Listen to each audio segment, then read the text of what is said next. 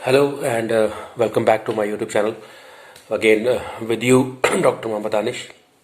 और आज का जो टॉपिक है, the topic of today session is about the PhD regular और पीएचडी जो पार्ट टाइम है उसमें क्या फ़र्क होता है, और क्या हम रेगुलर पीएचडी के साथ जो हम असिस्टेंट प्रोफेसर के लिए अप्लाई करते हैं तो क्या हम पार्ट टाइम पीएचडी के साथ भी अप्लाई कर सकते हैं, या क्या कोई डिफरेंस है रेगुलर पीएचडी और पार्ट टाइम पीएचडी में, या अगर हम जॉब कर रहे हैं तो जॉब के साथ कौन सी पीएचडी करना बेटर रहेगा, रेगुलर मोड में पीएचडी करना या पार्ट टाइम में, या अगर हम असिस्टेंट प्रोफेसर बनना चाहते हैं और अगर हम कहीं वर्किंग हैं, कहीं इंडस्ट्री में हैं या ऑलरेडी टीचिंग में हैं, तो कौन सा मोड पीएचडी का जो है वो बेटर रहेगा फ्यूचर के लिहाज से भी, कि अगर हम रेगुलर पीएचडी कर लेते हैं या पार्ट टाइम कर लेते हैं, या एक होता है डिस्टेंस मोड से पीएचडी।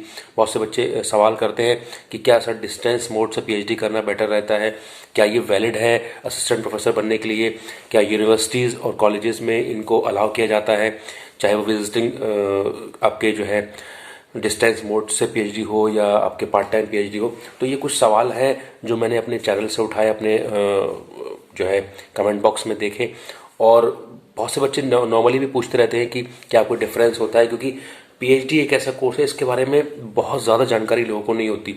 जो लोग या तो टीचिंग की फील्ड से जुड़े हुए हैं शुरू से ही, तो वो उसके अंदर उसको खकोड़ते रहते हैं, उसमें जानकारी निकालते रहते हैं।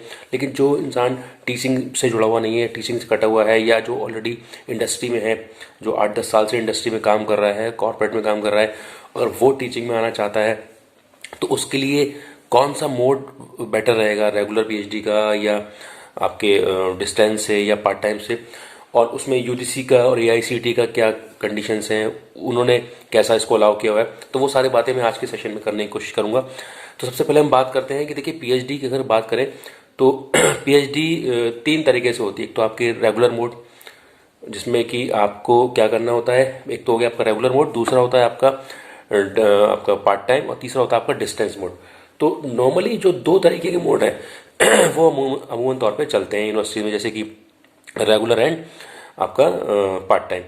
अब रेगुलर पीएचडी तो एक नॉर्मल पीएचडी है जो ज़्यादातर यूनिवर्सिटीज़ कराती हैं, चाहे वो सेंट्रल यूनिवर्सिटीज़ हों, स्टेट यूनिवर्सिटीज़ हों, आईआईटीज़ हों, ओके, या इवन जो प्राइवेट यूनिवर्सिटीज़ भी हैं उनको भी यूजीसी जो है अलाउ करता है रेगुलर पीएचडी कराने का।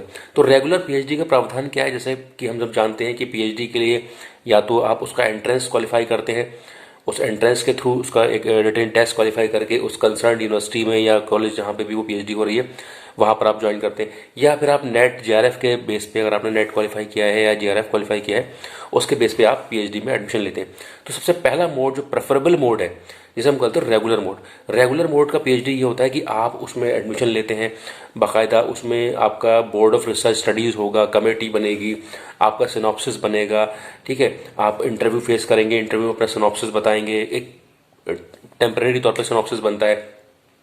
उसके बाद अगर आपका एडमिशन हो जाता है, फिर आप एक कोर्स वर्क करते हैं, एक 6 महीने का, कहीं कुछ जगह पे साल भर का, तो ये वैरी करता है यूनिवर्सिटी टू यूनिवर्सिटी। मतलब एक कोर्स वर्क होता है। कोर्स वर्क का मतलब एक तरीके से आपको पढ़ाया जाता है उस यूनिवर्सिटी में। रेगुलर पीएचडी में आपको पढ़ाया जाएगा, 6 महीने का कोर्स वर्क होगा। उसमें 3 से 4 पेपर होते हैं जो क्लियर करने होते हैं, जैसे कि रिसर्च मेथोडोलॉजी का पेपर होगा, या आपका सब्जेक्ट का पेपर होगा, कम्युनिकेशन का पेपर होगा, कि आप कैसे रिपोर्ट राइटिंग वगैरह कैसे करेंगे, इंग्लिश वगैरह के ऊपर पेपर होगा, स्टैट्स पढ़ाई जाएगी आपको। तो 3-4 पेपर अमूमन तौर पर होते हैं। तो इसका जो कोर्स वर्क होता है वो 6 महीने का होता है, कुछ यूनिवर्सिटीज़ में वो साल भर का होता है। तो ये एक रेगुलर पीएचडी का सबसे स्टार्टिंग फेज होता है कि आपका एडमिशन होगा इंटरव्यू होने के बाद, उसके बाद फिर आपका कोर्स वर्क होगा। तो कोर्स वर्क में आपको जो है जाना रहता है कि आप एक स्टूडेंट की तरह बिहेव करते हैं। आप जाएंगे, वहाँ क्लास में बैठेंगे, प्रोफेसर आएगा, आपको पढ़ाएगा, फिर उसका एग्ज़ाम होगा। उसे क्लियर करने के बाद जब आप एग्ज़ाम हो जाएगा, उसके बाद फिर आपका जो है मेन रिसर्च वर्क शुरू होगा। लेकिन उसके लिए आपको रेगुलरली जाना पड़ेगा, उसकी अटेंडेंस काउंट होती है। आप वहाँ जाएंगे, है ना, टाइम टू टाइम आप वहाँ पर अटेंडेंस होगी, आपका अटेंडेंस रजिस्टर बनेगा। तो प्रॉपर एक रेगुलर वे में आपको जाना पड़ता है। फिर हर 6 महीने पे आपके पीएचडी का प्रोसेस जो है वो रिव्यू होता है कि आपने कितना काम कर लिया। उसकी कमेटी बैठती है, उसकी जो है एक पैनल बैठेगा, वही देखेगा कि आपकी प्रोग्रेस कैसी चल रही है, आपने कितना काम कर लिया। तो आप उसमें दिखाएंगे कि भाई मैंने ये कर लिया, वो कर लिया, लिटरेचर रिव्यू कर लिया, मैंने मेथोडोलॉजी पार्ट कर लिया, मैंने पायलट स्टडी कर लिया। इस तरीके से धीरे धीरे फेज्ड वे में एक धीरे धीरे करके आप अपने पीएचडी प्रोग्राम में पढ़ते हैं।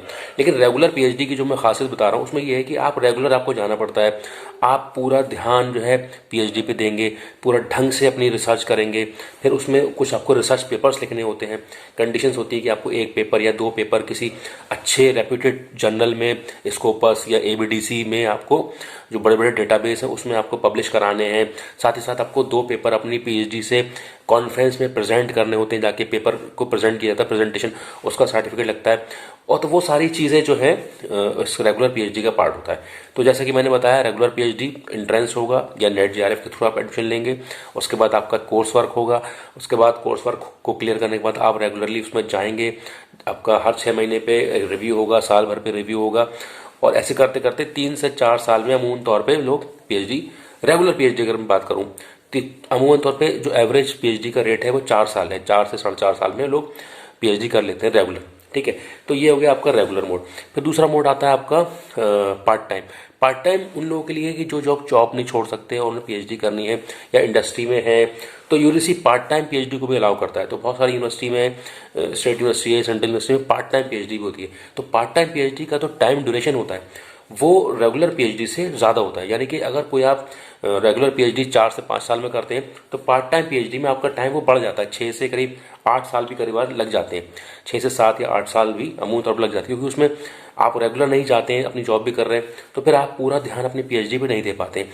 तो उससे क्या होता है, आपका जो टाइम जो 4 साल या 5 साल में होने वाली पीएचडी थी वो 6 से 8 साल पहुंच जाती है। ओके, तो एक सबसे बड़ा फैक्टर जो है वो टाइम का रहता है, टाइम बढ़ जाता है। बाकी सारी चीज़ें वही होती हैं, उसमें आपको रिसर्च पेपर लिखने होते हैं, लिटरेचर रिव्यू करना है, अपनी मेथोडोलॉजी करनी है, मतलब डेटा कलेक्ट करना है, वो सारी चीज़ें जो एक नॉर्मल रिसर्च का पार्ट होती हैं वो सारी उसमें होंगी। बस उसमें आपको बीच में टाइम टू टाइम अपने गाइड से मिलना रहेगा, अपने सुपरवाइजर से मिलना रहेगा, आपको रेगुलर उसमें नहीं जाना। Okay, but part time PhD को भी अलाउ किया जाता है। जब कभी भी आप फ्यूचर में असिस्टेंट प्रोफेसर की कहीं भर्ती आएगी, जब आप उसमें अप्लाई करेंगे, तो जैसे रेगुलर पीएचडी को अलाउ किया जाता है, पार्ट टाइम पीएचडी को भी एक्सेप्ट किया जाता है। ठीक है, तो ये एक चीज़ रहती है। लेकिन जहाँ 2 तरीके की पीएचडी हो रही है, जहाँ 2 बंदे आ रहे हैं, तो एक रेगुलर और एक पार्ट टाइम, तो पहले रेगुलर पीएचडी वाले को पहले प्रेफर किया जाता है, क्योंकि रेगुलर पीएचडी में ये हमें अज्यूम किया जाता है कि भाई एक बंदे ने प्रॉपर ध्यान लगा के, पूरा ध्यान दे के जो है पीएचडी की है, पूरे सारे प्रोसेस करी है और कम टाइम में की है, तो हम ये एक्सपेक्ट करते हैं कि उसने बहुत अच्छे से की होगी और ज़्यादा ध्यान लगा किया होगा। ओके, जो कि पार्ट टाइम में थोड़ा सा बढ़ जाता है। हालांकि पार्ट टाइम जो पीएचडी है वो ज़्यादातर इंडस्ट्री के लोगों के लिए या जो ऑलरेडी वर्किंग है उन लोगों के लिए होती है। फिर एक पीएचडी होती है आपकी डिस्टेंस मोड से। डिस्टेंस मोड से पीएचडी आप कर सकते हैं फॉर द सेक ऑफ कि आपने पीएचडी की है, लेकिन अगर आप उसे यूज़ करके कहीं टीचिंग में आगे अपना करियर देख रहे हैं तो डिस्टेंस मोड से पीएचडी को यूजीसी मेरे ख्याल से एक्सेप्ट नहीं करता है, अलाउ नहीं करता है कि अगर आप डिस्टेंस मोड से पीएचडी करें, क्योंकि उसमें यह अज्यूम किया जाता है कि आपने जो है प्रॉपर तरीके से रिसर्च उतनी नहीं कर पाए, क्योंकि आप उसमें ना ज़्यादा अपने गाइड से मिल पाए होंगे, ना आपको प्रॉपर गाइडेंस मिली है। तो ये अज्यूम किया जाता है डिस्टेंस पीएचडी को इतना ज़्यादा प्रेफरेंस नहीं दी जाती है, और असिस्टेंट प्रोफेसर के लिए भी आगे उसको एक्सेप्ट नहीं किया जाता है। सिर्फ रेगुलर और पार्ट टाइम पीएचडी जो है उसे जो है एक्सेप्ट किया जाता है। कहीं भी अगर आप असिस्टेंट प्रोफेसर की वैकेंसी आएंगे तो ज़्यादातर लोग जो रेगुलर वाले हैं वो अप्लाई करते हैं या पार्ट टाइम वाले अप्लाई करते हैं। अब बहुत सारे बच्चे मुझसे सवाल करते हैं कि सर हमें 8 से 10 साल हो गया इंडस्ट्री में, हम पीएचडी करना चाहते हैं, तो हम रेगुलर करें या प्राइवेट करें। तो देखिए, कंडीशन ये है कि अगर आप जॉब छोड़ सकते हैं, आपके ऊपर कोई फाइनेंशियल बर्डन नहीं है, तो आप रेगुलर पीएचडी करिए। अदरवाइज आपको जॉब नहीं छोड़नी है और आपका जो है सैलरी आनी चाहिए, आप सोचते हैं कि मेरी जॉब चलती रहे, तो उस लिहाज से फिर आप पार्ट टाइम पीएचडी करें, वो ज़्यादा बेटर है। उसमें थोड़ा सा आपका टाइम लग जाएगा, लेकिन ये है कि आपकी वो पीएचडी वैलिड होगी, मानी जाएगी। बाद में अगर आप चाहें तो उसको यूज़ करके जो है टीचिंग के करियर में आप अपने उससे स्टार्ट कर सकते हैं। ओके, तो रेगुलर और पीएचडी और पार्ट टाइम पीएचडी। और इसके साथ साथ मैं और बता दूं, बहुत सारी ऐसी स्टेट यूनिवर्सिटीज़ हैं जो रेगुलर पीएचडी देती हैं, लेकिन उसमें भी जाना नहीं पड़ता है। तो क्यों हम अपना टाइम वेस्ट करें पार्ट टाइम में, हम रेगुलर मोड में ही ज्वाइन करें। बस उसमें आपको कोर्स वर्क में जाना पड़ेगा, जो कोर्स वर्क होता है, और उसके बाद जब एक बार कोर्स वर्क क्लियर कर लेंगे, फिर आप बीच बीच में हफ्ते में एक बार, 15 दिन में एक बार अपने बीच में छुट्टी लेके जाइए, गाइड से मिलिए, अपना काम धीरे धीरे तो उसमें भी 5 साल में पीएचडी हो जाती है और आपको रेगुलर पीएचडी की डिग्री मिलेगी। ठीक है, ऐसा नहीं है कि आपको पार्ट टाइम करना पड़े। हाँ, कोई ऐसा काम है कि आप बिल्कुल ही नहीं जा सकते, बिल्कुल आप, तो अब आप उस केस में पार्ट टाइम पीएचडी के लिए जाए। ठीक है, तो आपको पीएचडी पार्ट टाइम करनी पड़ेगी, बट दोनों ही पीएचडी रेगुलर मोड में और पार्ट टाइम मोड में जो है वो दोनों एक्सेप्टेबल है अगर आप टीचिंग के फील्ड में अपना करियर बनाना चाहते हैं। लेकिन डिस्टेंस मोड में पीएचडी को एक्सेप्ट नहीं किया जाता है अमूमन तौर पे। ओके, तो इस बात का बहुत ध्यान रखिएगा। तो ये मैंने आज छोटा सा आपको एक सेशन दिया regular PhD, part time PhD और डिस्टेंस मोड में पीएचडी के ऊपर। उम्मीद करता हूँ आपको कुछ तो इससे क्लियर हुआ होगा, आपके डाउट्स क्लियर हुए होंगे। तो आज के लिए इतना ही। अगर आपको वीडियो पसंद आई हो तो उसको ज़रूर लाइक करिएगा, शेयर करिएगा, सब्सक्राइब करिएगा channel Danish career counselling. Thank you very much. Thanks for watching.